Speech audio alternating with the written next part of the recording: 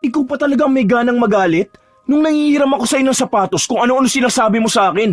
Tuwing meron ako, gusto mo makuha mo rin. O masigit pa na dapat ang iyo. Pero kapag meron ka naman, tagun-tagu ka at ayaw mo ipahiram kahit saglit. Lahat na lang pinagdadamot mo. Mula gamit, pagkain, hanggang sa atensyon ng mga tao. Wala naman sana tayong kompetisyon. Pero parang palagi ka nakikipaglaban. Gusto mo, sarili mo palagi ang mas lamang. Ang mas bida. Ang dami mo na sinabi. Para lang sapatos, ganyan mo na ako pagsalitaan. Hindi ako makasarili. Inuuna ko lang ang sarili ko dahil kapag hindi ko yung ginawa, ako naman ang mawawalan at mauubusan. Tungkol lang ba to sa sapatos, ha? Kung sa sapatos lang pala, sana mamaltos yung paa mo kakagamit ng sapatos na hindi naman iyo. Sana maparusahan ka sa sobrang kadamutan mo. Tignan ko na lang kung hanggang kailan ka magiging makasarili. Ang magkakapatid ang isa sa unang dapat na nagtutulungan at nagbibigayan. Hindi nakakabuti ang pagiging madamot. Ngunit para kay Chad, ang pagiging madamot ang nagliligtas sa kanya para hindi maubusan. Kahit na sobra-sobra ang meron siya, ayaw niyang mamigay. Ito rin ang magiging dahilan upang sapitin niya ang isang sumpa na tiyak ay mahihirapan siyang makawala. Mapagtatanto niya pa kaya ang kanyang pagkakamali o hahayaan lamang niyang damahin ang sumpa kapalit ng kanyang pagiging madamot? Kuya, konti lang naman ang hinihingi ko eh. Ang dami naman yung pagkain mo. Babaunin ko lang din sa school. O kaya kahit yan na lang may bawas. O kahit kurot lang para matikman ko lang. Ayoko nga eh. Paborito ko to no. Kaya mauubos ko to lahat. May pera ka naman di ba? Bakit hindi ka na lang bumili na sarili mong pagkain? Hindi yung hingi ka ng hingi. Para konti lang eh. Ang damot mo talaga no. Di ka naman mamamatay kung ibibigay mo yung kapiraso. Basta bumili ka dun. Hindi ako mamimigay. Niipon ko nga yun kasi bibili ako ng cake ni Lola. Malapit na kaya ang birthday niya. Sino? Si Lola nga. Anong pakialam ko? Ang damot mo na nga, sama pa ng ugali mo. Tingnan mo, kapag ako naman na may pagkain sinasabi ko sa'yo, hindi kita bibigyan. Padamutan pala tayo rito ha. Inis lang ang tanging nararamdaman ni Gab habang palabas siya ng kanilang bahay. May kasama pang pagdadabog ang kanyang paglalakad. 3 silang magkakapatid at ang bunso nila ay kasama ng kanilang ama't ina na nasa Samar. Ang tanging kasama lang ng magkapatid ay ang kanilang lola at minsan ay naroon sa bahay ang isa nilang tiyuhin. Pero mas madalas talaga na silang 3 lang ang magkakasama. Kaya nasa poder sila ng kanilang lola ay dahil walang ibang magbabantay sa matanda at para makapag-aral din sila. Kapag nasa Samar sila, hindi sila kayang buhayin ng kanilang magulang sapagkat kakarampot lang ang kinikita ng mga ito. At noon pa man, palagi nang nagbabangayan ang magkapatid, lalo na kapag tungkol sa pagkain at ibang bagay na ipinagdadamot ni Chad. Basta kung ano ang meron kay Chad, walang kahit na sino ang binibigyan niya. Ilang araw pa ang lumipas, patuloy na tinitipid ni Gab ang kanyang sarili para lang maipon ang pangarap niyang ibigay na handa para sa kaarawan ng kanyang lola. 4 na buwan pa naman bago dumating ang araw na yon, pero dahil wala naman silang nagiging baon, matagal talaga silang makakapag-ipon. Isang araw, nakita ni Gab ang kanyang kuya na kumakain at nilapitan niya ito. Ya, ano yung pagkain mo? Mukhang masarap yan ah. Bigay sa akin to nung kaklase ko. Masakit kasi yung tiyan niya hindi niya makain. Masarap talaga ah. Tignan mo, may manok pa, tapos kulay yelo yung sinangag. Marami pa yan ah. Pingi ako kuya. Pasubo ako kahit mga 2 subo lang. Di pa ako kumakain eh. Ay, kumain ako pero yung nabili ko lang 2 siomay. Oh, nakabili ka na pala eh. Bakit hihingi ka pa sa akin? Konti nga lang to eh, kulang pa sa akin to. Doon ka na nga, lalapit ka lang sa akin para manghingi ng pagkain eh. Huwag mo akong guluhin dito. Hala, okay ba siya oh? 1 subo lang. O kaya akin na lang yung buto ng manok. Konti lang yung kinain ko eh, nagugutom pa ako. Tumigil ka dyan. Akin to. Kala mo yata hindi ako nagugutom eh. Mas matanda ako sa'yo ha, kaya mas marami dapat ang kinakain ko. Maghintay ka na lang, malapit naman na tayo umuwi, di ba? Doon ka na kumain sa bahay. Umupo sa harapan ng kanyang kapatid si Gab at nagbabaka sakali na baka mamigay ito kapag tumingin siya sa pagkain. Pero walang ginawa si Chad. Hinayaan niya lang ang kanyang kapatid na panoorin siya habang inuubos niya ang masarap na pagkain. Nang masimot niya ang baunan, umalis na rin siya agad para isauli yon sa kanyang kaklase. Ang sama ng loob ni Gab hanggang sa makauwi sila sa kanilang bahay. Habang naghahapunan sila ng sardinas, naaalala niya ang tungkol sa manok na inubos lang lahat ng kanyang kuya. Lola, sana makapag-ulam po tayo ng manok, no? O sige, apo ko, bukas magluluto ako. Ay, talaga po ba? Yay! Sa wakas makakatim din ako ng manok! Paano yung isa kasi dyan, napakadamot? Di ako nagdadamot. Gutom na gutom lang talaga ako. Alam mo naman na mabilis ako magutom, di ba? Isang subo nga lang ang sinasabi ko, ayaw mo naman. Dami-dami kaya nun. Tapos kahit isang subo ayaw mo. O kaya yung kakaparanggot lang sana na manok. Alam mo naman na paborito ko rin yun eh. Kumain na lang tayo. Huwag na kayo magtalo diyang dalawa. Sige na, bukas kakain tayo ng isang buong manok. Ikaw naman, Chad, huwag ka rin namang magdadamot lalo na sa kapatid mo.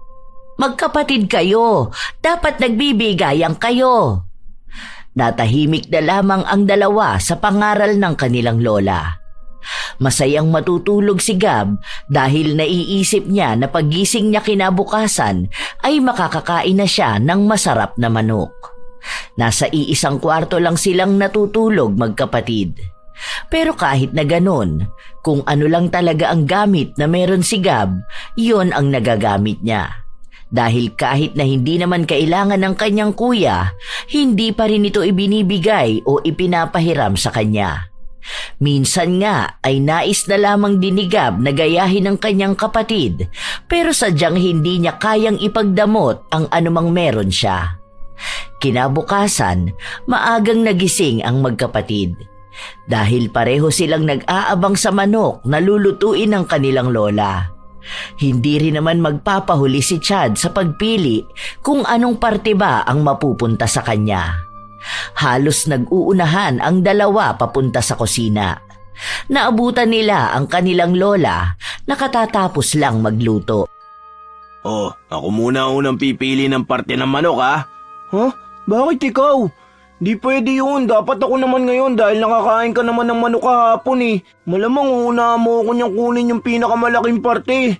Dahil ako nga ang kuya, di ba? Malamang ako ang dapat na unang pipili. Akin ang mas malaki. Alam nyo mga apo, huwag na kayong magtalo ha. Dahil tig-isang buong manok naman kayong dalawa. Oh, eto na. Huwag nyo na pagtalunan kung kanino ang mas malaking makukuha. Kasi pantay kayong dalawa. La, ano po yan, Lola? Di naman po yan manok eh. Itlog po yan eh. Ay ano bang mangyayari sa itlog kapag napisa na siya? Hindi ba magiging manok? O bago pa siya naging manok, nailuto ko na. Ayaw nyo ba yan na tag-isang buong manok kayo? Si Lola naman eh.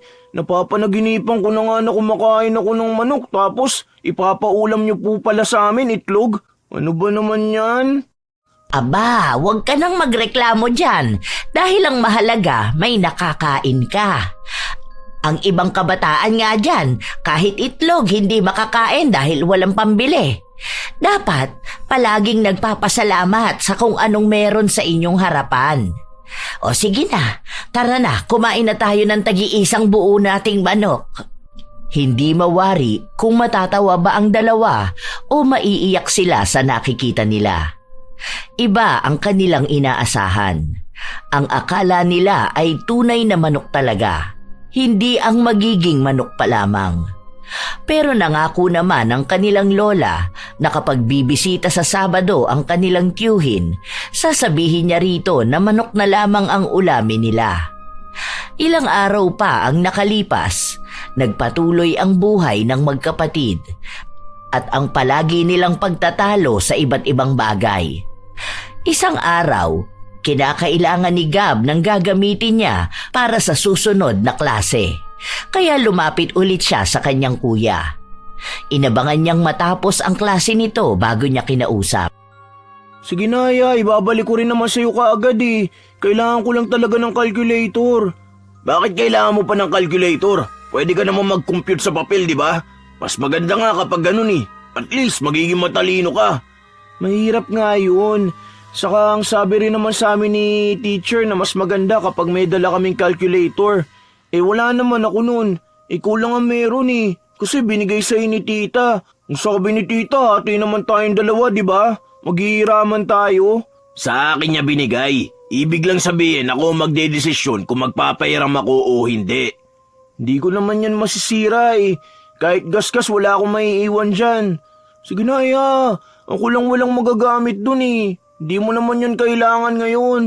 May math kami mamaya kaya imposible na hindi ko magagamit. Mamaya pa naman yun eh. 2 subject pa pagkatapos nung sa amin. Pagkagamit ko ibibigay ko na kaagad sa'yo. Dali na Anong oras no? Parating na si Teacher Karen. Hindi talaga. Hanap ka na lang sa iba mong mga kaklase. Baka meron sila. Halos magmakaawa na si Gab sa kanyang kuya pero hindi talaga ito nagpahiram ng gamit kahit na alam naman niyang kailangan ng kanyang kapatid. Dahil walang nagamit si Gab, nagtiyaga na lang siya sa papel kaya hindi siya makasabay sa itinuturo sa kanilang klase. Math pa naman ang isa sa mahirap na aralin para kay Gab. Pagka-uwi nila sa bahay, hindi pinapansin ni Gab ang kanyang kuya dahil sa inis na nararamdaman niya rito. Ilang araw pa ang lumipas, sumapit na ang Sabado na kanilang hinihintay dahil darating ang isa nilang tiyuhin. May dala nga itong manok katulad ng ipinangako ng kanilang lola. Uy, akin to, saka to, at ito pa. Itatabi ko yan para ulam ko mamaya. Tapos ngayon, ito ang akin. Huwag mo naman kunin lahat. Alam mo naman na marami pa tayong kakain eh. Hindi naman pwede ang ganyan. Pwede yan. Sabi nga ni Tito na kunin natin yung gusto natin eh. Sa lahat to ang gusto ko eh. Paano kapag nagutom ako mamaya? Kung gusto mo, gumaya ka na lang din. Ayoko. Hanggat hindi pa kumakain ng lahat, hindi ako magtatabi. Baka mamaya si Lola naman ang walang ulamin. Dapat kuya kapag ganyan iniisip mo rin ang ibang tao. Hindi yung puro na lang sarili mo. Hindi naman pagiging makasarili ang tinuturo sa atin ni Lola di ba? Di mo ko maintindihan dahil bata ka pa. Minsan kasi dapat inuuna rin natin ang sarili natin. Dahil paano kung maubusan ka? May ibang tao ba na magbibigay sa'yo? Iba naman yang sa'yo eh. Masyado ka naman madamot. Kahit hindi mo naman kailangan, gusto mo pa rin na sa'yo mapupunta. Tapos kahit na saglit lang hihiramin ang gamit mo, ayaw mo. Tapos kahit konti lang ang hihingin sa pagkain mo, ayaw mo rin mamigay. Habang nagrereklamo si Gab, bigla namang dumating ang kanilang tiyuhin at lola. Hindi alam kung ano ang pinagtatalunan nila pero pinagsabihan silang dalawa. Habang kumakain na sila, tinitipid ni Gab ang manok na nasa kanyang plato. Kakapiraso lang ang kinakain niya sa bawat malalaking subo ng kanin. Nang wala na ang kanin at malaking porsyento pa ng manok ang natitira, napansin ito ng kanyang kuya na marami pa ang kanin sa plato pero naubos na ang ulam. Akin na lang to, ubos naman na kanin mo eh. Hindi mo na kailangan ng ulam. Kuya naman. Kaya nga tinitipid ko yan kasi gusto kong papakin eh. Akin na yan, meron ka naman na kanina eh. 2 pa nga inulam mo tapos may tinabi ka pa. Mais ka nga dyan, huwag ka madamot. Konti na lang din naman to eh. Hindi mo ba nakikita na wala na akong ulam? Ano bang gusto mo? Kakainin ko lang tong kanin? Di ka man lang maawa sa kapatid mo. Kinagatan pa talaga oh. Ano ba naman yan? Parang tanga talaga siya eh. Alam naman na nga na kanya-kanya tayong ulam. Di ko naman kasalanan na naubos mo na ulam mo eh. Akin yan eh. Di ka na nga kumakain, di ba? Wala ka ng kanin oh. Paulit-ulit na lang. Wala na, oh. Nalawayan ko na. Wala na, may laway ko na. Papansin talaga siya. Mamatay ka na. Mamatay ka na sana. Hoy Gab, ano ba yung lumalabas sa bibig mo? Hindi ba ang sabi ko sa'yo huwag kang hihiling ng masama sa kapwa mo? Huwag mo nang uulitin yan ha? Hindi maganda yung ganyang sinasabi mo. Paano naman po kasi kinuha niya yung ulam ko eh. Hindi ko pa nga po nakakain niya ng maayos. Tinitipid ko nga kasi gusto ko unti-unti yung papakin. Kapag siya naman, hindi naman niya namimigay. Ang bilis niya kasing kumain, hindi naman siya hihingan. Tapos may nakatago pa siyang ulam. Ikaw rin naman, Chad. Huwag mong aagawan ang pagkain ng kapatid mo o ang ibang tao, lalo na kung meron ka naman na. Mas lamang pa nga ang nakuha mo kaysa sa kanya eh. Baguhin mo yung ganyang ugali dahil baka pagdating ng araw, ikaw rin ang magsisisi. Paano naman po kasi, Lola? Wala na nga po akong ulam, oh. Hindi pa po ba siya maawa sa akin? Sinabi ko na nga na dalawa yung sayo kanina, di ba? Parehas pa malaki yung mga yun. Inaabangan mo lang yung sa akin eh. Para ikaw lang ang makinabang sa lahat. Hindi natapos na maglabas ng hinaing si Gab sa kanyang kapatid.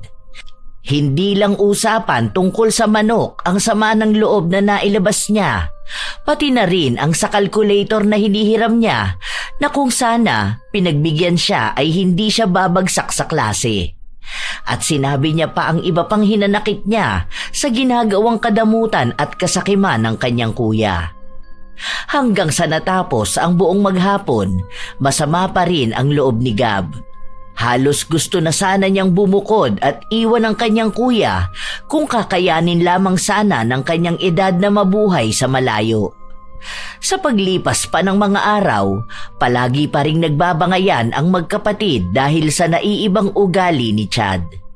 Hanggang sa sumapit na ang kaarawan ng kanilang lola, kulang pa ang pera ni Gab para sa pangbili niya ng cake. Kaya ang tangi na lamang niyang malalapitan ay ang kanyang kuya. Ambag mo na lang yung kulang na 80 para makabili na ako ng cake bago tayo umuwi. Ang laki naman ng ambag ko. Bakit 80 pa? 480 yung cake. Tapos 400 lang meron ako. Kinulang yung naipon ko eh. 80 na nga lang, ayaw mo pa? Makikikain ka rin naman ng cake eh. Wala akong 80. Mga ano lang, 30. Imposible na wala kang pera. Nakita kaya kita nagbibilang ng tigbe 20 mo. May nakita pa akong 50. Para naman to kay Lola eh. Pang-celebrate lang ng birthday niya. Wala na nga siyang ibang handa dahil yung ihahanda niya sana binigay niya sa atin pambayad sa school. Huwag ka na magkuripot dyan. Noong una ay ayaw pa ni Chad maglabas ng pera, pero sadyang makulit at mapilit ang kanyang kapatid. Labag man sa kanyang kalooban, inabot niya ang hinihinging ambag ni Gab. Kahit na nakauwi na sila, paulit-ulit niyang sinasabi na dapat malaki ang parte niya sa cake dahil malaki ang naiambag niya. Hinahayaan na lang siya ng kapatid na magsalita dahil kahit naman wala siyang ibigay na pera, malaking parte pa rin naman ng cake ang kukunin niya. Masaya si Gab habang hawak niya ang cake ng kanyang lola. Happy birthday po, Lola. Ikaw ang may birthday pero ako po ang may wish. Sana po humaba pa ang buhay niyo. Happy birthday, Lola. May ambag ako sa cake ha. Akin yung banda dun sa gilid, yung maraming icing. Si Kuya hindi makapaghintay eh. Hindi pa nga nagbo-blow ng candle si Lola. Pinapaalala ko lang. Huwag na kayong magtalo mga apo ko dahil kayo lang din naman ang kakain yan. Hindi naman ako masyado sa matatamis na pagkain. Pero maraming salamat at naalala nyo pa rin akong bigyan. Nakakatuwa naman kayo mga apo. Siyempre naman po, La. Ang sabi ng mga tito nyo, sa linggo na lang daw ako hahandaan kasi nga may mga pasok sila. Pupunta sila rito sa linggo, mag-o-order daw yata ng pagkain. Uy, wow, yan ang gusto ko. Kaya natutuwa ako ngayon dahil hindi ko inaasahan na may pa-cake pa kayo. Sige na po, La, mag-wish ka na po. Ang wish ko, sana ang dalawa kong apo na ito ay matigil na mag-away. Sana makita nila ang halaga ng isang kapatid, ang pagtutulungan at ang pagbibigayan. Yun lang ang wish ko palagi. Hindi pa ni Maribel ang kandila at doon na nagmadali si Chad na kumuha ng parte niya. Malaki sa akin ha, may ambag ako dyan. Parehas lang tayo may ambag, Kuya. Umayos ka naman. Huwag ka masyado magalaw. Para ka naman mauubusan yan eh. Hala, kinuha pa lahat ng icing. Paano pa kaya namin makakain to? Habang nagrereklamo ang binatilyo, hinawakan siya sa kamay ng kanyang lola at tiningnan siya nito na para bang sinasabi na hayaan na lamang niya ang kanyang kuya. Dahil ayaw naman ni Gab na mahaluan ng pag-aaway ang espesyal na araw ng kanilang lola, ay hinayaan na lang niya si Chad na kumilos na para bang nasa gyera siya at ayaw maubusan ng pagkain. Kahit nakakaunti lamang naman ang ambag ni Chad, paulit-ulit niya itong sinasabi hanggang sa sumapit na ang linggo at bumisita na rin ang ilan nitong tiyo at tiya. Opo, nagambag kaya ako para sa birthday cake ni Lola. Ako po, pinag-ipunan ko po yun ng ilang months. Hindi po ako gumagastos. Natuwa naman ang kanilang mga tiyahin dahil sa ang babait nila. Halos ikumpara na sila sa kanilang mga pinsan na matitigas ang ulo at magagastos. Dahil naroon ang isa nilang tiyahin na mas may kaya sa lahat, may bitbit din siyang pasalubong sa dalawa. Akin po to, tita. Wow, ang ganda naman po nito. Yun, kasya sa akin ang damit. Tapos ito rin pong sapatos. Salamat po, tita. Akin na lang tong sapatos, ang ganda eh. Meron ka pa naman, di ba? Saka meron ka naman ng damit. La kuya, sa akin nga yan binigay eh. May bag naman at relo na binigay sa'yo ah. Mas marami nga yan, 4 siyang binigay sa'yo, sa akin 2 lang. Gusto ko nga rin to sapatos eh. O sige, akin na lang yung relo. Ayoko nga. Binigay to sa akin ni tita eh. Basta sa akin to sapatos na to. Mas bagay to sa akin eh. Saka mas matanda ako sa'yo ha. Dapat gamitin mo yung pinaglumaan ko. Kapag mga bago, dapat ako muna. Pinaglumaan eh, kahit nga hindi na magagamit, ayaw mo pa rin ipamigay. Akin na kasi yan kuya. Dapat makontento ka sa kung anong ibinigay sa'yo.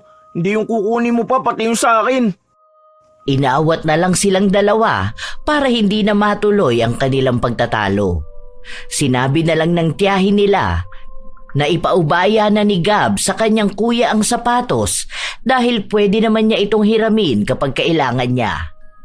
Pero kahit na hindi sumagot si Gab, alam niya sa kanyang kalooban na kahit nabubulok na ang gamit ng kanyang kuya ay hindi pa rin ito magpapahiram. Nang kinahapunan noon, dumating na ang order nilang handa ni Maribel at habang nagdarasal sila, pasimple nang nagtatabi ng lumpia si Chad sa kanyang plato. Kaya nang kukuha na sila, kakaunti na lang ang nasa lagayan.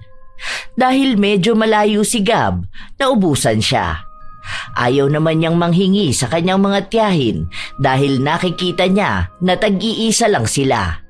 Hanggang sa makita niya ang kanyang kuya na nakaupo at tambak ng pagkain ang plato. Ya, pengin naman ako isang lumpia. Wala na dun eh, naubusan ako. Bakit kasing bagal mo ha? Huwag ka kasing kukupat-kupad kapag ganyan. Tignan mo nga si na tito, wala rin sila nakain na lumpia. Dapat sakto lang kasi kinukuha mo, lalo na kung may mga tao ring hindi pa nakakakain. Hindi ko naman kasalanan na hindi sila nakakuha eh. Hayaan mo na, okay lang yan. Sila pwede naman bumili ng ganito eh. Minsan nga lang ako makakain ng lumpia oh. Kahit na natatakam ang binatilyo sa kinakain ng kanyang kuya, hinayaan na lamang niya ito. Palagi na lang masama ang loob ni Gab sa kanyang kuya na para bang ayaw na rin niya itong maging kapatid. Ilang araw pa ang lumipas, nakita na lamang ni Gab na suot ng kanyang kuya ang bagong damit na bigay sa kanya. Kuya, ano ba naman yan? Bakit mo naman ginamit yan? Hindi ko pa nga yan nasusuot eh. Hiramin ko lang naman dahil lalabas ako. Hindi ka naman nagpaalam sa akin eh. Saka ang dami mo dyan damit. Yan na nga lang yung matinukong damit, gagamitin mo pa. Huwag ka madamot ha. Kapag nangihiram sa'yo ang kuya mo, dapat palagi ka nagpapahiram. Huwag mo akong pinagdadamutan dahil baka kapag tumanda na tayo, wala kang makuhang tulong mula sa akin. Ikaw tutulong? Kailan ka pa tumulong ha? Talaga bang wala akong naitulong sa'yo? Last month, nagpatulong ka sa akin maggupit ng mga nasa brochure dahil kailangan nyo yata yun sa scrapbook project nyo, di ba? Oh, tulong na yun. Dapat magpasalamat ka. Tuwing tutulong ka, kailangan may sumbat din eh, no? Last month pa yun. Bakit? Ilan na ba naitulong ko sa'yo nitong mga nakaraan, ha? Ah, ganon. Gusto mo pala ng sumbatan? Umiinit na ang tensyon sa magkapatid at dahil naririnig sila ng kanilang lola, lumapit ito sa kanila para awatin sila. Hindi ba kayo nagsasawa na palagi na lang kayong nag-aaway na dalawa? Paano ba naman kasi yan si Gab, Lola? Walang ibang ginawa kundi ang punahin ako. Tapos hihiramin ko lang naman tong damit niya dahil gagala kami ng mga kaibigan ko. Ayaw niya pang ipahiram. Ibabalik ko rin naman to sa kanya mamaya eh. Paano naman po kasi la? Alam na nga niya na hindi ko pa yan nagagamit eh. Gusto niya kasi siya na lang palagi ang makikinabang sa lahat ng bagay. Di naman ako madamot. Nagpapahiram naman ako, nagbibigay ako. Pero kapag siya, ang dami niya pa sinasabi. Tapos hindi rin naman magpapahiram. O bakit mo nga naman kasi ginagamit yung damit niya, Chad? Ang sabi po kasi ni tita na maghiraman na lang po kami. Hindi ibig sabihin na yon ang sinabi ng nagbigay sa inyo. Hindi nyo na rin gagalangin at re-respetuhin ang may-ari ng gamit, di ba? Mano man lang sana na magpaalam ka ng maayos. Hindi naman madamot ang kapatid mo. Basta ayusin mo lang ang pagsabi sa kanya. Kung sasabihin niyang ayaw niya dahil hindi niya pa nagagamit, maghintay ka kung kailan pwede. At ganun din ang gawin mo sa kapatid mo. Huwag kang magdadamot kapag siya naman ang may kailangan. Alam mo, dadalawa lang kayong magkakampi sa ngayon. Mga bata pa lang kayo, ganyan na kayo mag-usap at magtalo. Paano na yan kapag tumanda na kayo? Ha? Paano kung ang isa sa inyo nakakailangan ng tulong, pero dahil parehas kayong nagdadamot sa isa't isa, hindi na kayo tutulong? O kung tutulong man kayo, may kasunod na yung walang katapusang sumbatan. Oh, narinig mo na ba ang sinabi ni Lola, Gab? Sana naiintindihan mo yun, di ba? Na maging mabuti kang kapatid. Sige na, alis na ako. Napailing na lamang si Maribel habang nakikita niya ang kanyang apo na lumalabas ng bahay. Mukhang kahit na anong sabihin niya, hindi siya pakikinggan ni Chad. Dahil ang uunawain lamang nito ay kung ano ang bagay na makakatulong lamang para sa pansarili niyang kapakanan. Gusto ko pa naman suotin yun sa linggo kapag nagsimba po tayo. Tinatabi ko nga po yun eh. Unawain mo na lamang ang kuya mo, apo. Hindi naman din yan makikinig sa akin eh. Hanggang kailan ko naman po siya uunawain? Nakakasawa na po siyang kasama. Sana iba na lang ang kuya ko eh. Sana hindi na lang siya. Lahat na lang kasi ng gamit ko gagalawin niya. Tapos kapag gamit naman niyang gagalawin ko, babatukan niya ako o kaya sisigawan kasi nagagalit siya. Kapag magpapaalam naman ako, ayaw niya rin. Kapag ako, bawal. Tapos kapag siya, okay lang palagi. Huwag kang magsasalita ng ganyan sa kapatid mo, ha? Alam mo, darating din ang araw na mapagtatanto niya na mali ang mga ginagawa niya. Hayaan mo, darating din ang araw na yon. Basta, ayaw na ayaw kung magsasalita ka ng masama sa kuya mo o sa kahit na sino, ha? Lalo na yung sinasabi mo kapag nagagalit ka.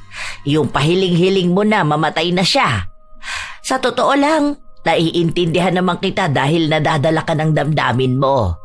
Pero apo, may mga damdamin at salita na maaaring magkatotoo.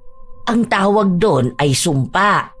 Huwag na huwag kang susumpa sa isang tao dahil maaari ding pagsisihan mo yon. Umiyak lang ng umiyak si Gab dahil iniisip niya pa rin ang damit na sinuot ng kanyang kuya. Pero dahil mas mahaba at mas malawak ang pangunawa ng binatilyo, pinatawad na lamang niya ang ginawa ng kanyang kuya. Isang hapon, nang umuwi siya at balak na maglaba, napansin niya ang bago niyang damit na merong mantsa. Ala, matatanggal pa kaya to? Ano ba naman kasi to si kuya? Ang dugyot naman niya magdamit. Palibasa hindi sa kanya kaya hindi niya rin iniingatan eh. Lumabas ang binatilyo para puntahan ang kanyang kuya na nasa labas ng bahay habang kasama ang iba niyang mga barkada. Kuya, bakit naman ginanito mo tong damit ko? Kabago-bago lang nito eh. Ikaw lang ang gumamit tapos mukha ng basahan. Kung sana alam mo naman na may ganito na, sana binabad mo na o kaya nilaban mo na. Di ko naman sinasadya yan. Kasi may pinahawak sa akin na parts ng motor yung tropa ko eh. Nadikit ko pala sa damit na suot ko, kaya yan. Grasa ba to? Parang ano naman to si kuya? Hinayaan pa matuyo ng matagal. Sana pag uwi mo, binabad mo na agad. Di na to matatanggal. Wala na, mukha na tong basahan. Hindi ko man lang nagamit. Kaya mo na, bigay lang naman yan sa'yo eh. Saka ka namang hinayang kapag ikaw na ang bumibili ng gamit mo. Sa susunod na balik ni tita, magbibigay naman yun ulit ng damit sa'yo. O kaya yung mga ayaw ng mga pinsan natin. Minsan binibigay nila sa atin yun, di ba? Palibasa, hindi sa yung gamit kaya ganyan ka. Kapag nangiram ka lang, ingatan mo naman. Kapag gamit mo nasira o nagasgasan, para kang dragon magalit. Tapos kapag sa akin, dapat okay lang. Hindi ganon. Sinabi ko na nga na hindi ko sinasadya, di ba? Kung alam ko na may grasa yun, sana hindi ko na hinawakan. Hindi ko naman kontrolado yung ganyan. Para kang tanga dyan, ang daldal mo. Bakit hindi mo nilaman agad? Binabad mo na lang muna sana. Kung hindi ko pa makikita, hindi mo sasabihin.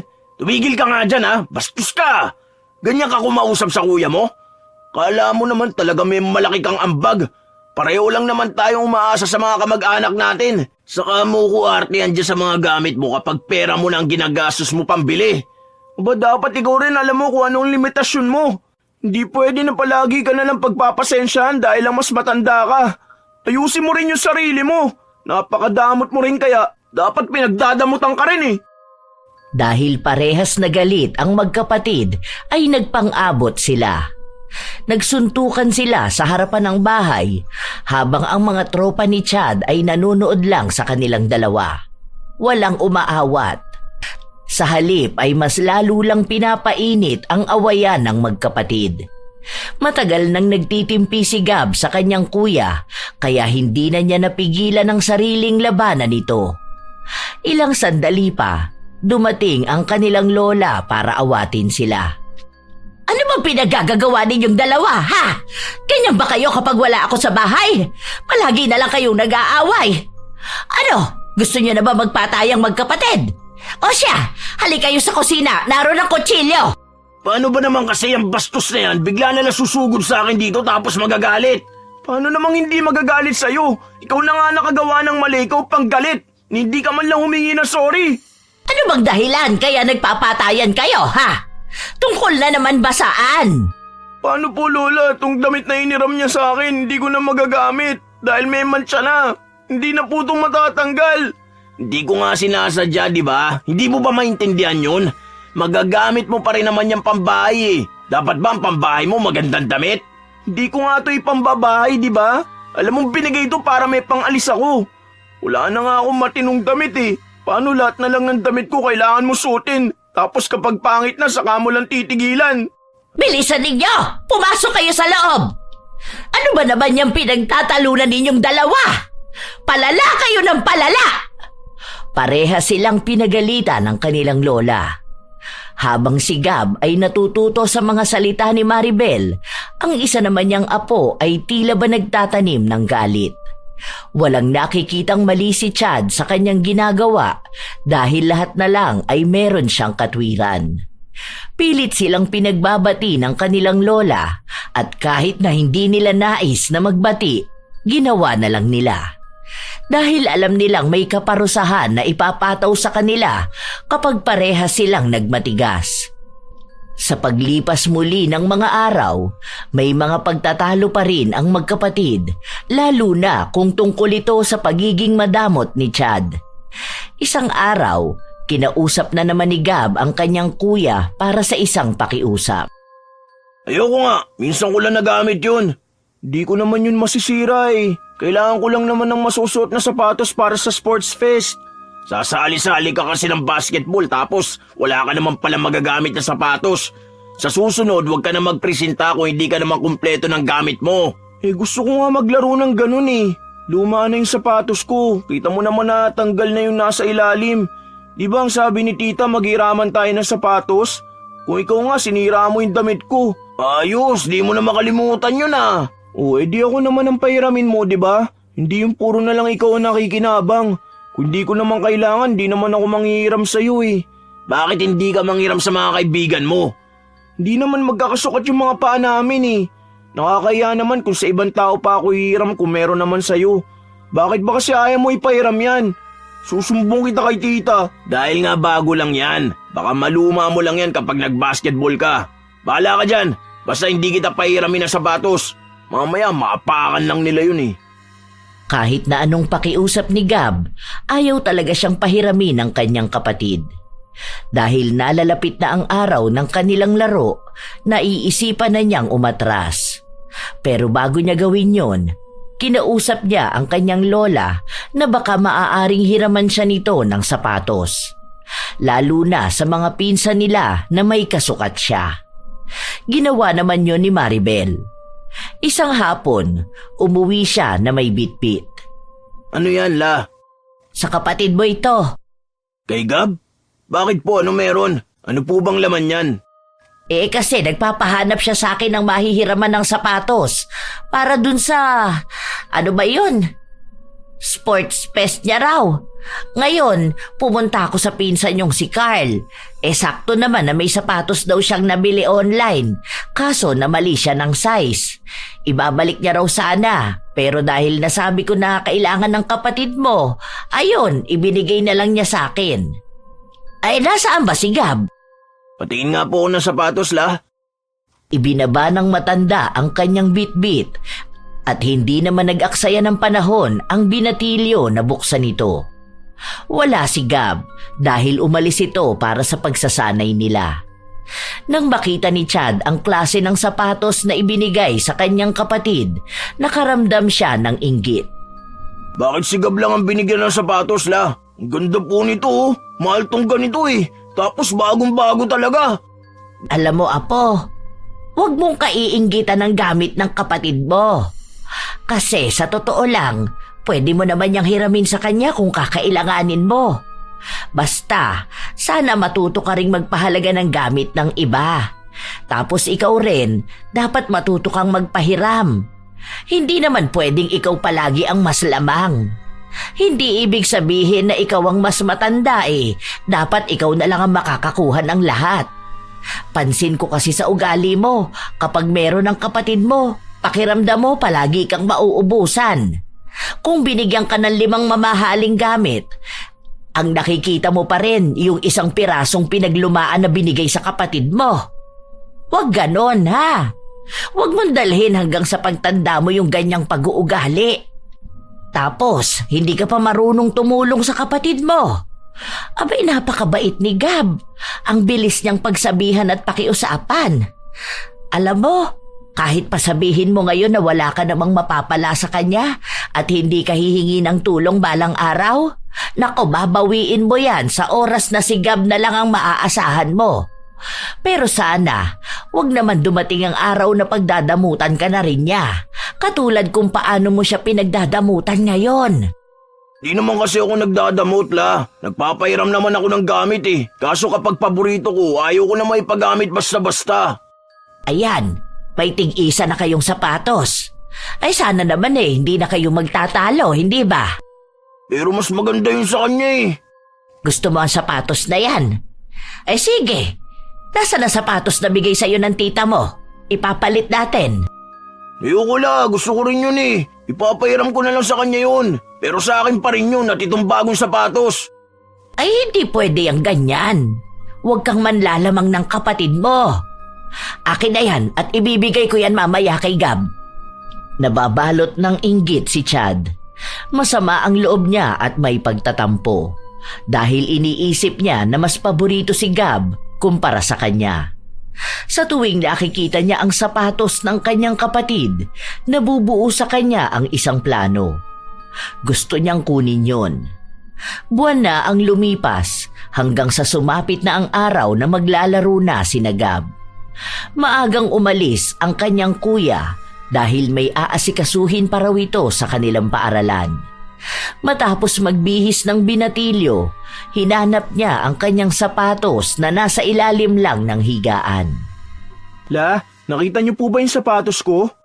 Naku, hindi. Abay, saan mo ba inilagay? Ang natatandaan ko, nasa ilalim lang po yun ng higaan namin eh. Nandito po yung karton kaso wala naman yung sapatos. Baka naman inilabas mo na. Sandali, eto ang walis. Tingnan mo at baka nasuksok dyan sa dulo. Wala po talaga eh. Wala, nasa naman na yun? Di pa naman pwedeng mawala yun. Ano pong gagamitin ko? Anong oras na po? Ay, nasa naman yun napunta? Ay, baka naman napansin ng kuya mo. Asaan na ba si Chad? Wala na po siya, kanina pa siya umalis. Ang napansin kong suot niyang sapatos yung bigay sa kanya ni tita. Ako naman, ano ba to? Hindi pwedeng mawala yun, wala akong magagamit. Patuloy silang naghanap ng isang bagay na hindi naman nila makikita sa loob ng bahay. Pawis na si Gab sa kahahanap pero wala siyang napala. Hanggang sa dumating na ang kanyang mga kasamahan at sinusundo na siya. Sinabi niya sa mga ito na nawawala ang kanyang sapatos at baka hindi siya makasali sa laro. May dalang isa pang sapatos ang kaibigan niya pero maliit yon at hindi masyadong kasya sa kanya. Okay na yan, di na lang ako magsusuot ng medyas. Pilitin na lang pagkasyahin, kaysa naman wala akong maisuot, di ba? Kahit na naiipit na ang paa ng binatilyo, pinilit niya pa ring isuot ang sapatos. Para lang may magamit siya. Kumikirot ang paa niya, lalo na sa may bandang kuko. Nahihirapan siyang maglakad pero hindi na lamang niya ito pinansin. Ang iniisip niya ay ang magiging laban nila. Isa pa naman siya sa inaasahang magpapanalo sa kanilang koponan. Habang lumilipas ang oras, sa bawat pagtakbo niya, pagbangga sa mga kalaban, ay mas lumalala ang sakit na nararamdaman ng kanyang paa. Dahil nawawalan siya ng lakas, hindi niya naibibigay ang buo niyang kakayahan. Natambakan na sila ng mga kalaban. Opo, promise, gagalingan ko na ngayon. Medyo makirot lang ang paa ko pero kaya ko po. Kahit na nauubos na ang kanyang kumpiyansa sa sarili, pinilit pa rin ng binatilyo na ibuhos ang lahat para sa laro. Hanggang sa hawak na niya ang bola at sa pagtakbo niya, hindi niya sinasadya na tumama ang sapatos ng kalaban sa kanyang sapatos. Nasaktan siya ng sobra dahil parabang nabali ang buto ng mga daliri niya sa paa. Ah! Ang sakit! Bumagsak siya sa sahig at agad niyang hinubad ang sapatos. Pansin niyang nangingitim ang kanyang mga kuko sa paa. Hindi niya rin masyadong maigalaw ang kanyang paa. Nakaramdam siya ng kahihiyan, lalo pat may mga taong nakapalibot at nakikita siyang naging isang talunan. Dismayado ang mga mukha nila, lalo na ang mga umaasa sa kanyang ipapanalo ang laban. Halos maiyak ang binatilyo dahil sa kahihiyan at sa sakit na kanyang nararamdaman. Ilang sandali pa, nakita niya ang isang pamilyar na sapatos. Nang makita niya kung sino ang may suot, nakita niya ang kanyang kuya. Doon na siya unti-unting nakaramdam ng galit. Pinauwi si Gab matapos nagamutin ang kanyang paa pero hindi pa ulit siya maaaring makatakbo o makalakad ng maayos. Ay, Diyos ko po, ano ba namang nangyayari sa iyo, Apo? Sinabi ko naman kasi sa iyo na wag mo nang ipilit suotin yung sapatos. Tingnan mo, namatay na ang mga kuko mo sa paa. Dahan-dahan lang po lang, sakit po. Uminom ka ng gamot para mawala yung kirot. Namagana yung paa mo. O sige, mamaya hahanapin ko ang sapatos mo. Maglilinis ako rito. Huwag niyo na pong hanapin la. Alam ko na po kung sino may suot. Nakita ko siya kanina eh. Nakita ko po mismo si kuya. Ang kuya mo? Sige, kakausapin ko yun mamaya at pagsasabihan ko. Nanatili na lamang muna sa loob ng kwarto si Gab habang pinapagaling niya ang kanyang mga paa. Nawala ang kirot nang uminom siya ng gamot pero hirap pa rin siyang makalakad ng maayos. Gabi na nang umuwi si Chad. Hindi pa siya nakakapasok ng bahay ay panay na ang daldal sa kanya ng kanyang lola. Siya ang sinisisi kung bakit nasaktan ng kanyang kapatid pero walang naging tugon ang binatilyo at kinakatwiran niya na hiniram niya lang naman ang sapatos. Nang manawa na ang kanyang lola sa pagsasalita, pumasok na si Chad sa loob ng kwarto kung saan naabutan niya ang kanyang kapatid na nakaupo at masama ang tingin sa kanya. Talo ang team nyo ah. Paano hindi kami matatalo? Napauwi ako ng di oras. May next na laro pa naman eh, okay na yun. Bakit mo naman ginamit yung sapatos ko? Tinakas mo pa talaga kasama yung sapatos mo. Anong pag-uugali yan? Sinubukan ko lang naman, ang lambot nga sa paa eh. Ibabalik ko rin naman. O ito na, kung nagagalit ka. Ngayon mo pa ibabalik kung kailan nagkaganito na ako? Kinuha mo na ang sapatos ko tapos ipinagdamot mo pa rin yung sapatos mo. Kung sana hindi ka naging madamot sa akin, hindi kami matatalo. Hindi ako mapapahiya. Hindi ako magkakaganito. Ako pa talaga ha? Di naman talaga magaling ang team nyo eh. Ikaw ang madamot. Para hihiramin lang, ayaw mo pa? Paala mo naman, sa'yo talaga yan. Sabi nga ni Lola, okay lang na maghiraman tayo eh. Ayusin mo yung pananalita mo sa akin, baka sapakin kita. Di naman ako madamot eh at nagpapahiram ako. Pero sana matuto ka magpaalam. Hindi yung hanap kami ng hanap ni Lola. Para namang hindi mo alam na may laro ako eh. Inunahan mo pa talaga akong gamitin yan. Ayan na nga, di ba? Binabalik ko na sa'yo para matigil ka na sa kangangawa mo dyan parang bata. Ikaw pa talaga may gana magalit? Nung nanghihiram ako sa iyo ng sapatos kung ano-ano sinasabi mo sa akin. Tuwing meron ako, gusto mo makuha rin. O masigit pa dapat ang sayo. Pero kapag meron ka naman, tagun-tagu ka at ayaw mo ipahiram kahit saglit. Lahat na lang pinagdadamot mo. Mula gamit, pagkain hanggang sa atensyon ng mga tao. Wala naman sana tayong kompetisyon eh. Pero parang palagi ka nakikipagdaigan. Gusto mo sarili mo palagi ang mas lamang, ang mas bida. Ang dami mo na sinabi. Para lang sapatos, ganyan mo na ako pagsalitaan. Hindi ako makasarili. Inuuna ko lang ang sarili ko dahil kapag hindi ko yung ginawa, ako naman ang mawawalan at mauubusan. Tungkol lang ba to sa sapatos ha? Kung sa sapatos lang pala, sana mamaltos yung paa mo kakagamit ng sapatos na hindi naman iyo. Sana maparusahan ka sa sobrang kadamutan mo. Tignan ko na lang kung hanggang kailan ka magiging makasarili. Buong puso ang panunumpa ni Gab sa kanyang kuya. Nawala na sa kanyang isipan ang mga payo ng kanilang lola na wag magbibitaw ng masamang salita laban sa mga taong kinagagalitan nila. Dahil na rin sa sobrang sama ng loob ni Gab, hindi na sila nagpapansinan ng kanyang kuya kahit pa nakatira sila sa iisang bubong. Kahit na magkasalubong sila sa labas, hindi na sila nagkikibuan. Para bang nagtitiis na lamang siya hanggang wala pa ni isa sa kanila ang handang umalis at magpakalayo-layo.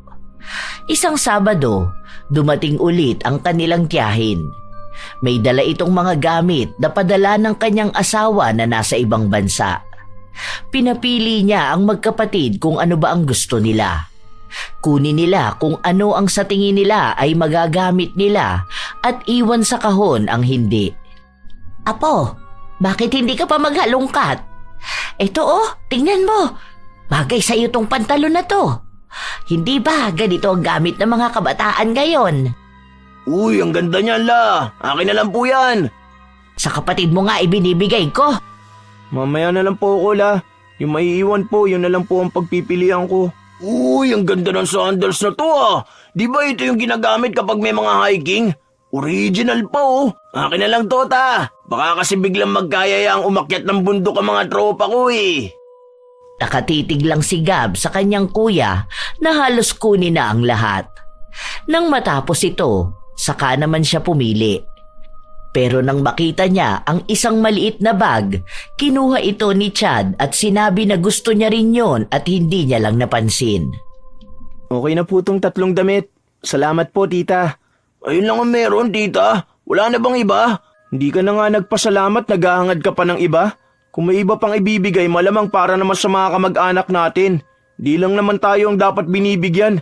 Kaya nga sabi kunin lang yung kailangan kasi yung iba ganun din ang gagawin. Bakit? Kailangan ko naman itong mga to Ang gaganda Nice! Kahit na maraming nakuha si Chad, nagkaroon pa rin siya ng interes sa nakuha ng kanyang kapatid. Tinitingnan niya kung alin sa mga damit na yon ang gagamitin niya.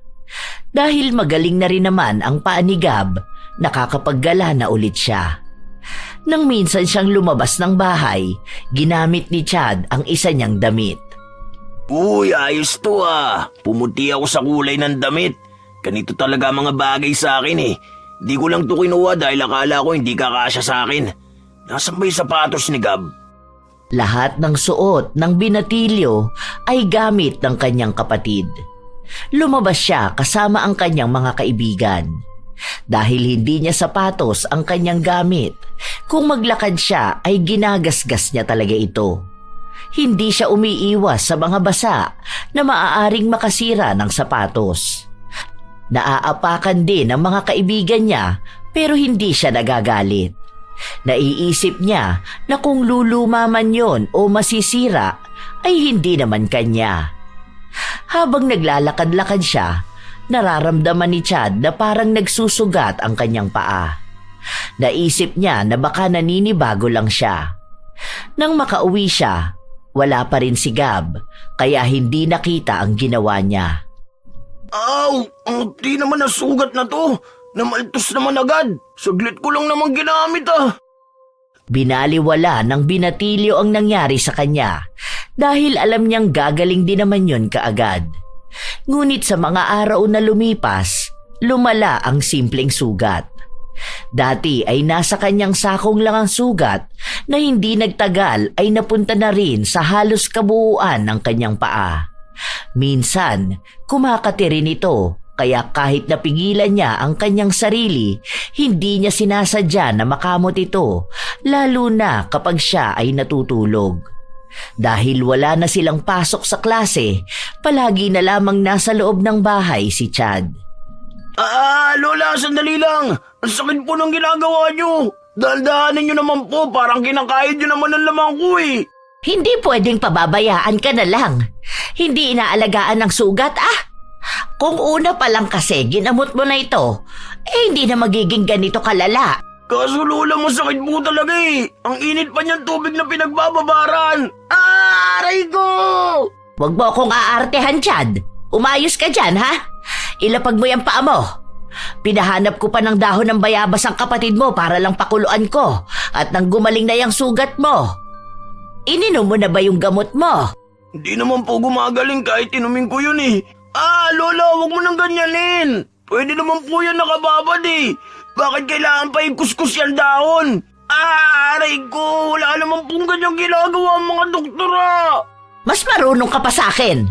Nung kapanahunan namin, kahit na anong sugat nagagamot ng mga herbal. Isa pa, mas mainam ang ganito. Mahalang magpunta sa doktor. Kagagaling lang natin doon pero niresetahan ka lang naman. Tapos yung pinapahid, wala namang epekto.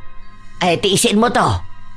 Mangiyak-ngiyak ang binatilyo habang kinakayod ng kanyang lola ang sugat niya, gamit ang dinikdik na dahon. Pero kahit na anong gawin nila, hindi talaga natutuyo ang sugat ni Chad. Hindi na rin siya makalakad ng maayos. Kahit pagpunta sa banyo o kusina, kailangan pa siyang alalayan. Mabuti na lamang at naroon si Gab na aalalay sa kanya. Isang hapon, habang nasa sala si Chad, may nagpaabot ng handa sa kanila. Dahil siya lang ang mag-isa na nasa bahay, inilapag na lang niya ang pagkain malapit sa kanya. Nasa labas si Gab habang naghahanap ng mga dahon na pwedeng makapagpagaling sa sugat ng kapatid. Habang si Maribel naman ay kumuha ng padala ng kanyang anak para makabili ng gamot ni Chad. Uy, ang sarap yata ng spaghetti May cake pa. Wow, nice one. Ako lang mag-isa rito kaya ako lang ang uubos nito. Marami-rami rin ang pagkain na dapat ay sasapat sa kanilang tatlo kung hindi lang niya pinipilit ang sarili na maubos ang pagkain. Halos nagmamadali rin niyang inubos ito, lalo na nang naririnig na niya ang boses ng kanyang kapatid na kinakausap ang mga kaibigan nito na sumama sa kanya para maghanap ng mga dahon. Sakto na pagpasok ni Gab sa bahay, nalunok na ni Chad ang huling pagkain na nasa plato. Nakita pa ng binatilyo na inilapag ng kanyang kapatid ang plato na pinagkainan nito. Ano yung kinakain mo, ya? Wala. Bigay lang ng kapitbahay. Birthday yata. Ano yan, spaghetti, ganon? Wala na ba? Wala na, naubos ko na. Kunti lang naman yun Nagugutom na ako tapos wala naman kayo. Kaya inubos ko na lang agad. Di ko naman alam na darating ka na Kala ko kasi mamaya pa. Di ka man lang nagtira kahit konti. Alam mo naman na paborito ko yung spaghetti. Sana man lang hinati mo na lang, di ba? Sana habang kinakain mo yung bigay sa'yo, naisip mo rin naman ako, kaya si Lola. Ang init-init sa labas Kung saan-saan na nga ako nagpunta para lang makahanap nito mga dahon na ginagamit pambabad dyan sa paa mo. Tapos muntik pa ako makagat ng aso. Di ko nga alam na darating ka na, di ba? Pero alam mong uuwi pa rin naman ako Pwede naman niyang itabi mo dyan hanggang sa makauwi ako. Sabihin mo, hindi na nagbago yung ugali mo. Kung hindi lang ako naaawa kay Lola, hindi ako kukuha ng mga dahon eh. Hayaan ko talagang mabulok yung paa mo. Sama mo, napakadamot mo talaga kahit na kailan. Wala kang konsiderasyon sa mga taong nakapaligid sa'yo. Gusto mo kunin talaga lahat. Gusto mo kapag may ibinigay, iyo lang talaga. Tunay na masama ang loob ng binatilyo dahil hindi niya akalain na hindi pa rin pala kayang magbago ng kanyang kuya kahit na may nangyayari na sa kanyang hindi maganda. Pero kahit na ganoon si Chad, hindi pa rin nawala ang pag-aalala ng kanyang kapatid sa kung ano man ang nararamdaman niya. Sa paglipas kasi ng mga araw, hindi pa rin gumagaling ang sugat sa paa ng binatilyo. Ang dami na nilang ginawa. Kung ano-ano na ring gamot ang iniinom ni Chad. Halos lahat na nga yata ng klase ng herbal ay nagamit na nila pero wala pa ring epekto. Ayoko na ng ganito. Sobrang sakit talaga. Tapos hindi ko alam kung gagaling pa ba ako o hindi na. Tapos ano na mangyayari sa akin kapag hindi na ako gumaling? Eh di baka sa bahay ka na lang forever. Di ka nakakatuwa ah. Ano bang gusto mo? Malamang hindi ka naman nakamugagaling eh. Ano pa bang pwede mong gawin? Di ka naman pwede sa labas. Ewan ko kung hindi lang awin yung sugat mo, di ba? Saka makakapag-aral ka pa ba? Makakapunta ka pa ba sa school? Eh sinong bubuhay sa akin kung hindi ako makakapagtrabaho? Wala. Sino bang tingin mo? Dapat magsipag ka sa pag-aaral para magkaroon ka na maayos na trabaho. Yan naman talaga ang gusto ko, para matulungan ko si nanay. Pero kapag sa'yo, ewan ko. Niisip ko kung paano kita tutulungan, napakadamot mo naman kasi. Sobra, para matulungan ko sina Lola. Magkapatid tayo, malamang dapat magtutulungan tayo, di ba? Lah, galing mo naman.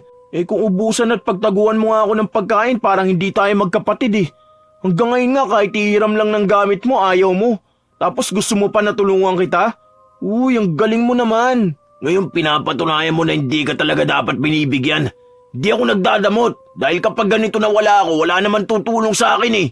Di pa ba tulong ang ginagawa namin ni Lola?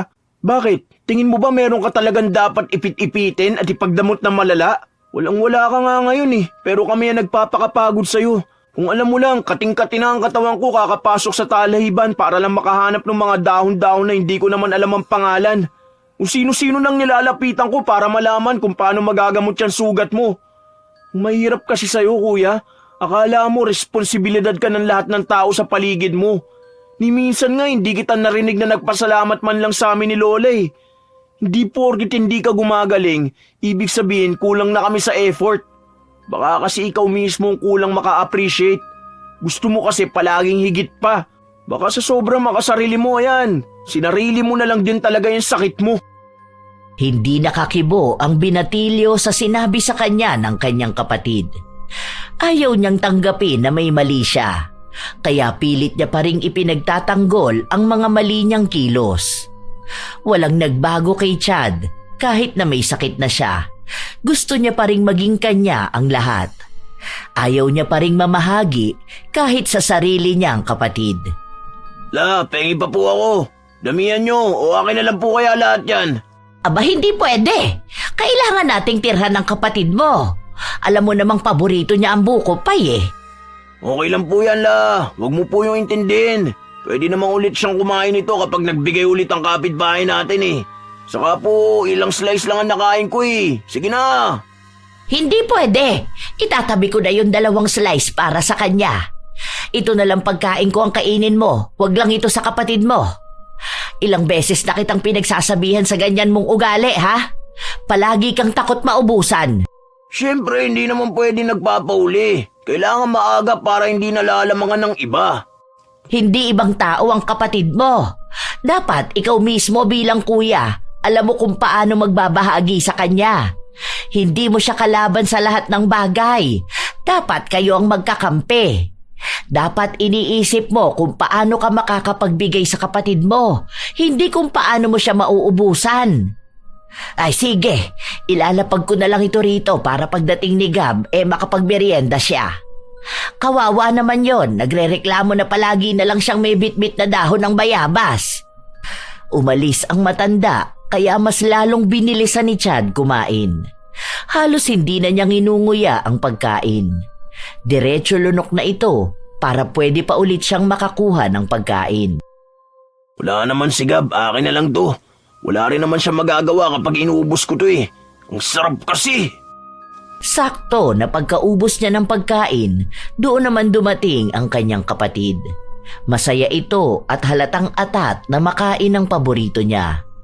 Pero nawala ang ngiti sa kanyang labi matapos na makitang walang laman. Nasaan na yung buko pay na sinasabi ni Lola? Ay, wala na. Naubos ko na eh. Akala ko kasi sa akin yun eh. Gutom na gutom ako. Ano ba yan? Sabi ni Lola, tinabi niya raw yun para sa akin. Di mo man lang ako tiniran kahit kakarampot. Yung kahit papaano matitikman ko lang, kinain mo pa talaga lahat. Di ko nga alam na meron ka pala dun, di ba? Tulungan mo na ako. Gusto ko na magpahinga sa kwarto. Ewan ko sa'yo. Bahala ka dyan sa buhay mo. Kung nakakaya mo mabusog ng hindi iniisip na may kapatid kang gusto rin makakain, sana kaya mong buhatin yung sarili mo papunta sa kwarto. Di na kita tutulungan. Bahala ka. Kahit anong mangyari, di na kita aasikasuhin. Sa sobrang sama ng loob ni Gab, agad siyang lumabas. Naiiyak na rin siya sa iba't ibang klase ng emosyon na nararamdaman niya. Pagod, gutom, galit, lahat na nagsama-sama. Nakita siya ng kanyang lola kaya agad siyang nilapitan nito. Dapat kasi kapag alam niya na para sa iba yun, hindi na niya kukunin. Pero na nga siya eh, pinagdamot na nga niya yung pagkain niya eh. Tapos ipagdadamot niya pa rin yung pagkain na para sa iba. Ayoko na siya makasama la. Napapagod na po ako sa ugali ni kuya. Pasensya ka na, apo. Dapat yata itinago ko na lang ang pagkain mo para hindi niya nakuha. Hayaan mo, kapag may pera ako, ibibili na lang kita tapos itatago na lang natin. Ayoko naman po maging mukhang madamot. Kaya ayoko na mga ganyan na tago-tago. Dapat kasi magbago ng ugali ni kuya eh. Nakakasawa kaya yun. Tapos hindi naman din siya makatulong sa bahay. Dagdag lang din siya sa alagain eh. Nakakainis talaga. Habang nag-uusap ang maglola ay nakaramdam sila ng malakas na pagyanig ng lupa. Nataranta ang mga tao sa malakas na lindol, lalo na't may mga lumang bahay sa paligid nila na gumuho. Nagsimula ng magtakbuhan, magsigawan at mag-iyakan ang mga tao. Lahat sila ay hindi mapakali. Pati na rin ang maglola ay hindi na alam ang kanilang gagawin. Hanggang sa naisip ni Gab ang kanyang kuya. Lola, si kuya! Sandali lang! Kahit na delikadong pumasok sa loob ng bahay nila dahil may mga napapansin na silang mga bitak sa pader, ay pumasok pa rin sa loob si Gab. Hindi siya aalis hanggat hindi niya naililigtas ang kanyang kapatid. Naabutan niya si Chad na nasa sahig at naipit ang binti niya ng nahulog na pader. Bumagsak na rin ang kalahati ng bahay nila, kaya kung magtatagal si Chad sa loob ng bahay, maaari siyang malibing ng buhay. Tulungan mo ako, Gab! Ang sakit na ba ako! Pumasang ka na lang sa akin, kuya, para makalabas na tayo! Hirap na hirap si Gab na tulungang mailabas ang kanyang kuya. Ilang beses pa siyang nadapa pero hindi yun naging dahilan para sumuko siya. Nailabas niya si Chad hanggang sa makapunta sila sa mas ligtas na lugar. Base sa mga naririnig nila, maraming mga natabunan ng mga gumuhong bahay. Kaya lahat sila ay takot na takot. Nang tumigil ang lindol, sakalang may tumulong sa kanila para dalhin sila sa evacuation center. Kung saan doon muna sila mananatili, lalo pat hindi pa sigurado kung may kasunod pang mas malakas na lindol. At ang iba sa kanila, wala na ring mga bahay dahil nagiba na. Habang nakaupo sina Chad at Maribel, ay pinag-uusapan kung saan na sila titira dahil wala na rin ang bahay nila. Si Gab naman ay nagpapalakad-lakad sa kung saan-saan hanggang sa nakakuha siya ng pagkain. Kakaunti lang ang nabigyan dahil wala pa ring dumarating na ibang tulong mula sa kanilang munisipyo. Nang may makuha na ang binatilyo na tingin niya ay maaari nilang pagsaluhan, bumalik siya sa kanyang kuya at lola. "Saan ka ba nagpupuntang bata ka? Dito ka lang. Baka mamaya magkaroon na naman ng lindol at magkagulo ang mga tao. Saan naman kita hahagilapin?" May naabutan ako nagbibigay ng pagkain. Ito po, hati-hati na lang po tayo. Ito pa lang ang meron ngayon eh. Nakipag-agawan pa ako, yung iba kasi hindi nabigyan. Wala pa raw pinapadalang pagkain para sa atin. Pero okay na rin to kahit paano. Para lang malamnan ng mga sikmura natin. O ito po sa'yo la. Tapos hati tayo rito sa isang tinapay kuya. Maliit na tubig lang din po ang nakuha ko eh. Konting tiis lang po ah. Salamat Gab. Konti lang to eh. Bakit hindi mo na lang kinain? Alam ko nagutom ka rin. Hindi naman ako makakakain na maayos kung alam kong hindi pa kayo kumakain. Parang hindi ko kaya lumunok ng pagkain nun. Habang naiisip ko na wala kayong makakain. Saka pare-pareho tayong gutom. Salamat talaga. Naiisip mo pa rin ako kahit na may pagkakataon ka na sana makakain ng pansarili mo. Talagang nagawa mo pa akong bigyan kahit nakakarampot na pagkain lang ang hawak mo. Siyempre kapatid kita kaya iisipin pa rin kita. Di naman kasi ako madamot kuya. Kung anong meron ako gusto ko na meron din kayo. Kaya kahit kakapranggot na tinapay lang to handa ako magbigay. Dahil kung ano yung meron ako gusto ko meron din kayo. Ngayon, Apo, siguro naiintindihan mo na ang ibig kong sabihin. Nasasako na mo malalaman kung gaano kahalaga ang isang kapatid at kung bakit hindi ka dapat nagdadamot sa kapwa mo para hindi ka rin nila pagdadamutan kapag nangangailangan ka na ng tulong. Opo, tama nga po kayo. Sorry po. Sorry Gab. Lalo na kapag palagi kita inuubusan ng pagkain o kaya pinagdadamot ko sa iyo yung mga gamit na meron ako. Hindi ko tinatanggap na makasarili pala talaga ako eh. Hanggang sa dumating na ang ganitong panahon, nakakailanganin ko pala talaga ng tulong. Sorry ah. Pangako, kapag naging maayos na ang lahat, hindi na ako magiging madamot. Alam ko na ang ibig sabihin ng pagtulong, pag-aalok at pagbibigay.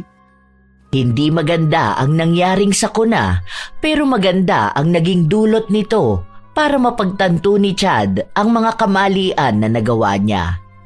Dahil may sakit siya, hindi pa rin siya makapaglakad. At kung hindi dahil sa kanyang kapatid, marahil ay malilibing siya ng buhay. Dahil nasira ang kanilang bahay, nakituloy muna sila sa iba nilang kamag-anak, habang ang mga tiyuhin nila ay nag-ambagan para maipaayos muli ang bahay. Mas matibay na ang pundasyon. Nang makabalik sila sa dati nilang bahay, ipinakita na talaga ni Chad ang pagiging kuya niya at ang pagbabago niya. Tuwing may darating na biyaya, hindi na lamang sarili niyang kapakanan ang kanyang iniisip, kundi ano rin ang dapat na para sa kanyang mga kapatid. Matagal na panahon din ang inabot bago tuluyang naghilom ang kanyang sugat sa paa. Palagi siyang tinutulungan at inaalagaan ng kanyang kapatid. Hindi nila alam kung paano nagsimulang matuyo ang sugat na yon, pero alam nilang malaki rin ang naitulong ng kanilang mga dasal. Ang dati niyang ugali na naging dahilan kaya siya naisumpa ng kanyang kapatid ay nabago na niya. Sa paggaling niya, isa itong senyales ng panibagong buhay. Ipinangako niya rin na hindi na ulit siya babalik sa pagiging madamot at makasarili. Nang sumapit na siya ng tamang edad at nagkaroon na ng trabaho, doon niya mas lalong nabigyan ng magandang kahulugan ang pagiging mabuting kuya at mapagbigay na kapatid. May pasalubong ako. Ito ang paboritong buko pie ni Gab. Wow, ang galing ah. Alam na alam mo talaga kuya kung anong gusto ko. Aba, syempre naman. Ako pa ba makakalimutan ko? Ilang slice sa akin dito? Ilan sa'yo, La? Aba, isa lang ang kaya ko. Isa kay Lola, di may 7 pang maiiwan. 4 sa'yo, kuya, tapos 3 sa akin. Ating kapatid, ah. Itong isa na sobra, hatiin pa natin. Inagatan ko na, ah. Iyon na tong kalahati pa. Ating kapatid na yan. Ibig sabihin, pantay. Kuha ka ng ruler para makita kung pantay talaga. Naging masaya sila dahil sa malaking pagbabago ni Chad. Dahil natuto na rin siyang tumulong, pati ang isa pa nilang kapatid na nasa probinsya ay tinutulungan na rin niya. At ang isa sa pinaplano niya ay ang makaipon ng pera para makasama na nila ang kapatid nilang yon at ang kanilang ina. Simula nang magbago ang pananaw ni Chad sa pagbabahagi ng tulong, napansin niyang naging maganda na rin ang daloy ng swerte sa kanya. Hindi katulad noon na tila ba may nakaharang sa lahat ng kanyang ginagawa. Naisip niya na maaaring kaya hindi niya nakukuha ang lahat ng plano niya ay dahil alam ng langit na hindi niya maiingatan at mapapahalagahan yon ng maayos. Baka maging mas lalo lang siyang makasarili at kahit ang sarili niyang mga kapatid ay talikuran niya. At nang dumating ang araw na alam na niya ang tunay na halaga ng pagbibigay, doon na dumaloy sa kanya ang magandang buhay. Dahil sa pasya ng langit, na mapapamahagian niya rin ang mga taong tunay na nagmamalasakit sa kanya. Mayroon talagang mga taong makasarili o mga tao na madamot. Ang taong madamot ay hindi laging nababase sa kung nagbibigay ba siya ng pagkain o nagpapahiram ng gamit. May mga tao namang madamot sa kaalaman dahil nais nilang sila lang palagi ang magaling. Pero minsan, ang kadamutan din ang nagdadala sa kanila para sa isang pagkakataon na sila lang din ang mahihirapan. Kapag ang isang tao ay madamot, unti-unti siyang iniiwasan ng mga tao sa paligid niya. Nawawala ang tiwala ng iba at nasisira ang magandang ugnayan. Ang pagiging makasarili ay hindi lamang nakakasakit ng damdamin ng iba, kundi nakakapinsala rin sa sarili dahil sa oras ng pangangailangan, wala ring handang tumulong. Mas mabuti ang maging bukas palad at matutong magbahagi sapagkat ang kabutihan ay bumabalik din sa taong gumagawa nito. Kapag marunong kang magbigay, mas lalo kang minamahal, iginagalang at pinagkakatiwalaan ng iba. Tandaan na huwag magiging madamot, lalo na kung ikaw din na may nagnanais ng tulong. Minsan, may pagkakataon na akala mo'y hindi mo nakakailanganin ng tulong ng iba, pero darating ang araw na sila lang din ang iyong maaasahan. Matutong maging mapagbigay dahil ang kamay na marunong magbigay ay hindi kailanman mawawalan ng biyaya. Kayo rin ba mga apo ay may kakilalang taong madamot? Hindi lang tungkol sa pagkain o gamit, kundi sa ibang aspeto pa. At ano naman ang inyong opinyon sa kwento ng magkapatid na Chad at Gab? Ibahagi nyo naman at nais ko itong mabasa. Naway nasiyahan kayo at may natutunan sa ating bagong kwento ngayon. Shout out sa ilan sa mga masusugid na tagapakinig ng mga istorya ni Lola Telang.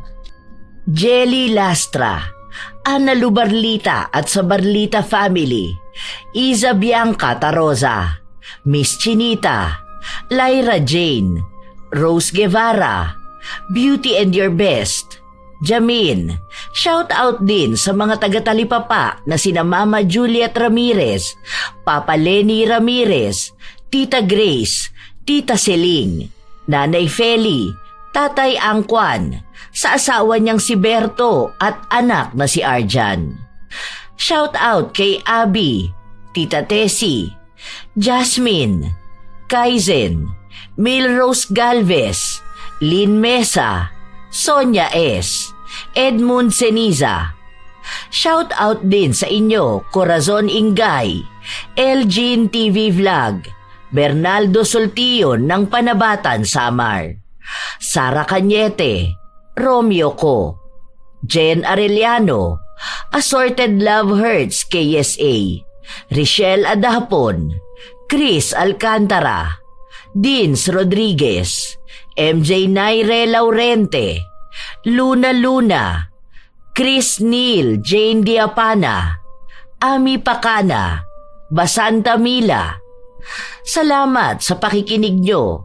Marjorie Abaro at sa ladies ng GH team, Millicent Manuel, kay Jetlyn Manuel at sa mga nakikinig sa GT Gatsis, Ann Ganda, Rose Ann Romasanta, Elez Zel, Flordelis Clapero at sa mama niya na si Florida Dal ng Misamis Oriental, Evelyn Salon, Sheila Rosaldes, Samsung TV, Dolores Bell, Ricky Boy at Lalaine Omerez, Merly Villarimo, Jessica Rojas, Leonora Concesino, Francesca Liana. Shout out sa inyo, Beth Mercado, Elizabeth Hardenil, Hayashi J. Megan, Evelyn Reyes, Elizabeth Dunca, Chat Advincula, Vivienne Baterbonia, Jerlyn Arbado, Lynn Caones, Neri Uy, Jenna Nolasco, Laika Reyes, Tutsi Roll, Florence Hervasio, Ami Gay Escalon Molly, Kimberly Pahadan. Shout out sa mga solid kong apo na sina Sydney Crosswind at sa kanyang anak na si Chrisine Lane Bandoho, Supladang Pasaway, Lovely Rose Roa at Princess Rain Roa Alawami, Kimpoy Feliciano, Hazel Fiesta, Marida Lightworker, Gia Gigi, Francisco Neng, Jeremy Saranillo Francisco, Matt Sarol, Mel Santarita, Esteli Reyes at sa Reyes family ng Marikina City, AJ Chua, Vicky Yabut, Roy Lacandalo, Josefina Fuelias, Febe Rañada, Mike James Tapak, Will Maleses, Leonisa Cobo, Lurian Vitalicio, Jenny Suzuki, Raquel Hasegawa and to her husband Mitsuru, Maria Lee Nakagawa, Lynn Hasegawa, Elise Padilla, Lydia Lopez, Gemstone Claro, Lance MBB, Rosalina Bugayong, Ami Yong, Ami Bag, Angelina Ignacio, sa buong Team Manok ng Amsik Angeles City, Pampanga, Ray Galedo at sa Galedo family ng Kabuyaw, Laguna, Roslyn Mangilin, Cherry May Libiran, Robert Crimen, Razon Yao, Mil Rose Demate at Angel Canceller. Ito ang inyong Lola Telang at maraming salamat sa walang sawa ninyong pakikinig at pagsuporta, mga apo.